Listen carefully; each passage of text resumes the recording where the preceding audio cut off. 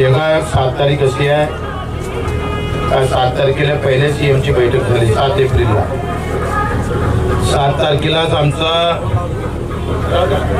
अन्नत्याग आंदोलन सुरू झालं आणि ते 14 सुटलं. आता 7 तारखेलाच पदयात्रा सुरू झाली आणि 14 ते समाप्त होणार होत आहे. 2 जिल्हे पास करून आलो.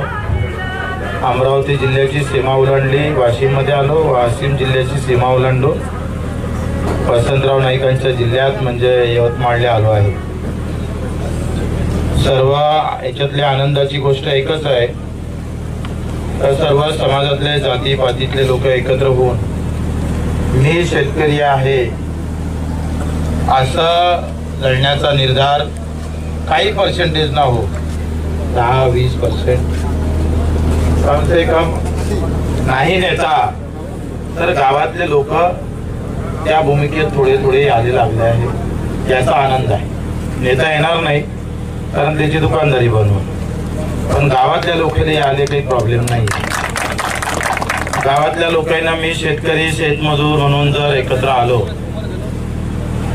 प्रत्येकानं आपापला नेता ठेवाव, त्याची पूजा कराव,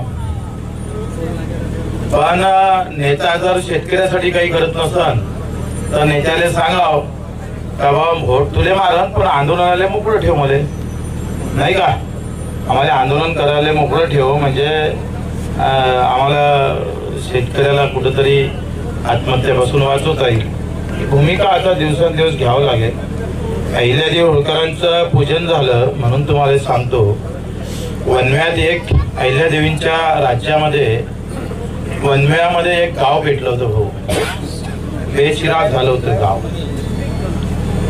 आणि गाव बेचिराग झाल्यावर मल्हारराव होळकर होते आणि सगळी दरबारातली टीम होती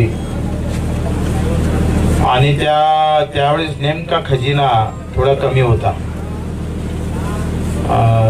राज्यामध्ये थोडा पैसा कमी होता. त्याच्यानं त्या पेटलेल्या गावाच्या लोकांना कसं सहकार्य केलं पाहिजे आणि तितक्यातच अहिल्यादेवी होळकरांचे पती ते मरण पावल्यामुळं त्यांचं वर्षश्राद्धाचा दिवस आला होता. वर्षभरानंतर वर्षश्राद्ध करतो आपण आणि रीतिरिवाज होता तेव्हा काय 111 ब्राह्मणांना जीव घालायचं, त्याची पूजा करायची, त्यांना दान करायचं, गावात जीव घालायचं, अशी परंपरा होती.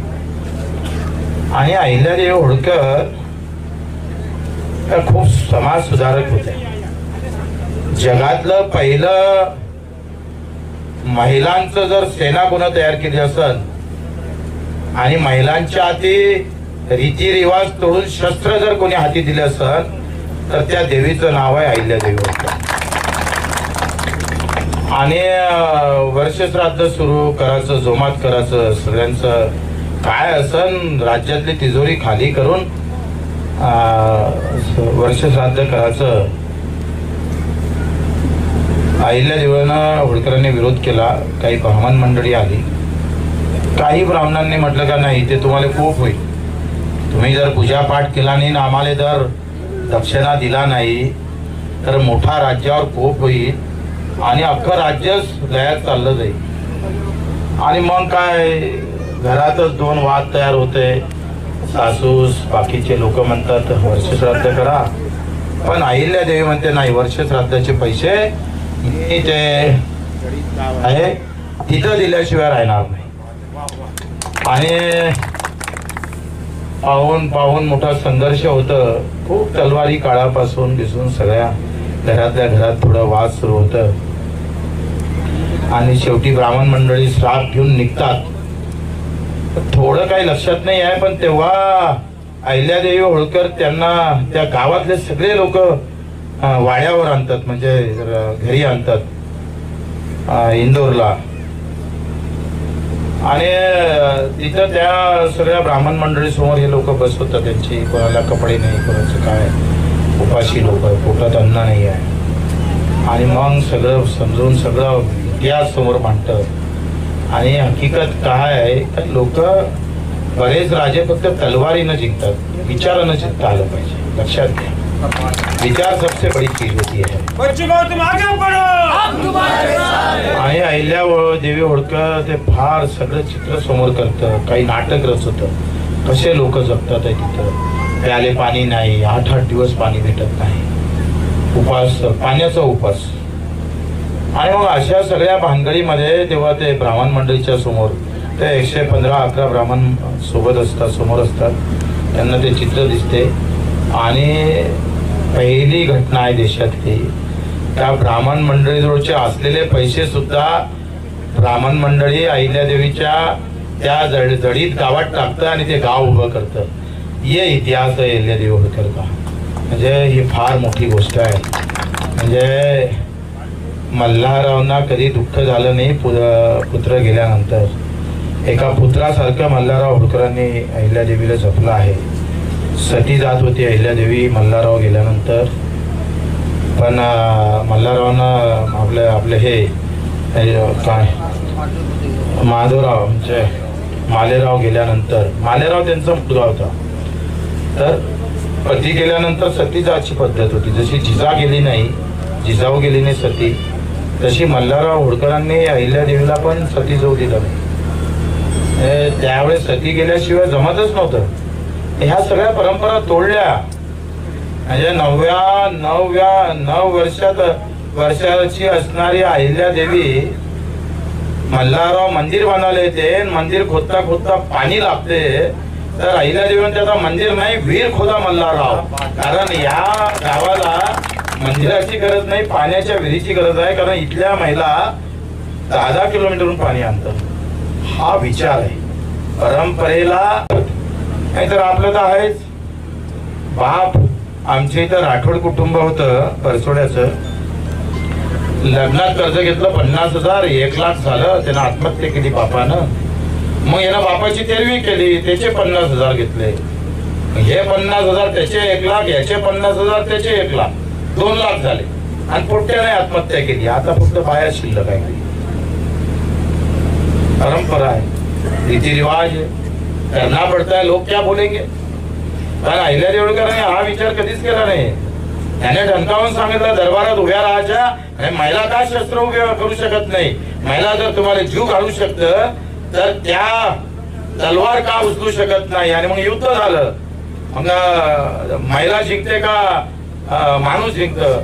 आणि त्या युद्धामध्ये अहिल्यादेवींनी तयार केलेली महिला सगळ्यात तलवारबाज असणारा त्या राज्यातल्या तलवारबाजाने एक महिला हारवत अहिल्यादेवी त्या महिलांना शिकवत होते. ही परंपरा कशी आम्ही पाहतोय.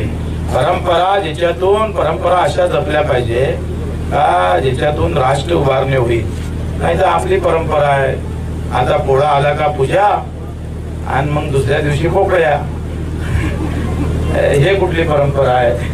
माझ्या पहिल्या बैलाची पूजा करायची, दुसऱ्या दिवशी पोकळ्याला कापायचं. ही असली परंपरा मोडीत काढल्या पाहिजे. मुद्दामून अहिल्यादेवीने शेतसारा माफ केलेला आहे. खूप मोठं काम आहे अहिल्यादेवीचं. सांगतो म्हटलं तर 1-1.5 तास जाईल. पण हे महापुरुष एका जातीचे नाही आहे, लक्षात घ्या. शिवाजी महाराज आहे, बाबासाहेब आंबेडकर आहे, त्याची आहे. कारण महात्मा फुले आपल्या महात्मा गांधींना जात लागली नाही. त्याच्या जातीचे लोक एवढे श्रीमंत आहे का त्यांना महात्मा गांधीची काही लेनदेन राहिलं नाही, अशी अवस्था आहे. असो, आपली लढाई शेतकऱ्याची आहे, मजुराची आहे, कष्टकऱ्यांची आहे. आमच्या लढणाऱ्या समाजाची, कष्ट करणाऱ्या समाजाची आहे. कुठल्याही जाती धर्माचा असला तरी शेतकरी म्हणून कसं जगता येईल आणि शेतकरी म्हणून लढता येईल, हे जर तुम्ही केलं तर मग खऱ्या अर्थानं आम्ही अहिल्यादेवीचं पूजन केलं असं मी समजतो. कारण आम्ही शेतकरी म्हणून जगता आलं पाहिजे, मजूर म्हणून जगता आलं पाहिजे, अशा अपेक्षा करतो. लोक पंढरपूरच्या विठोबाच्या दर्शनाला गेले आणि बच्चू कडू शेतकऱ्याच्या दर्शनाला आलो आहे. एवढा सगळा प्रवास करून, आणि हाच आमचा विठोबा आहे. तसं जे का रंजले गांजले त्यासी म्हणे जो आपुले, तोची साधू ओळखावा देव त्याशी जाणावा. रंगल्या गांधल्या देव पाहता आला पाहिजे. त्याला पूजेची कुंकाची धार नसली तरी चालते, पण विचाराची पकड फार मजबूत पाहिजे असतं. नाहीतर मग एवढा शेंदूर लावून देते मारुतीले का असं वाटतंय शेंदूर लावल्यानंच मारुती पावते. अमिताभ बच्चनने पहिले पावलं असताना त्यांना तर रेल्वेच आणली असती शेंदूर लावायला. भक्तीचा भाव हा भक्ती पाहिजे, भाव पाहिजे, त्याच्यातल्या भावना ह्या सार्वजनिक पाहिजे असते. नाही तर मला बरं त्याच्या मागून माझ्या बायकोचं बरं, नाही तर मग पोट्टेन गिट्टे गोव्याला गेले म्हणजे झाली जिंदगी सहाले. वो गोव्या से जाने के बजाय अगर हम 90 किलोमीटर चलकर आए, इसमें जितना खुशी है और इतना जितना गर्व है वो गोवा में थोड़ा आने वाला है. आणि मग अशा सर्व या वारीत सहभागी झालेल्या आमच्या सर्व कार्यकर्त्यांना, आमचे ते वहीद, काय नाव आहे, वहीदच आहे ना रे, त्याचं नावच काय विसरून जातो, नाझीम, त्याच्या घरी वावरणी काही नाही, तो आला तर कर्ज तुमचं माफ होऊन पण त्याचे तर पाय दुखून राहिले का नाही. बटेंगे तो कटेंगे, त्याला कापू नका म्हणजे झालंच नाही. काय आहे या देशामध्ये मोठा धर्माचा मोठा तांडव सुरू झालेला आहे आणि तो चांगल्यासाठी झाला असता तर मान्य. तो कभी मस्जिद का काय म्हणते त्याला रे, ते मस्जिद मध्ये बसते त्यांना काय म्हणते, मौलवी एखादा फतवा काढून टाकतात, नाही तर आमचा नेता बटेंगे कटेंगे म्हणतात. अशात सगळा वादा होते. माझ्या अचलपूरच्या एका कोणा फतवा काढला आणि 2 महिन्यानं बिमार पडला.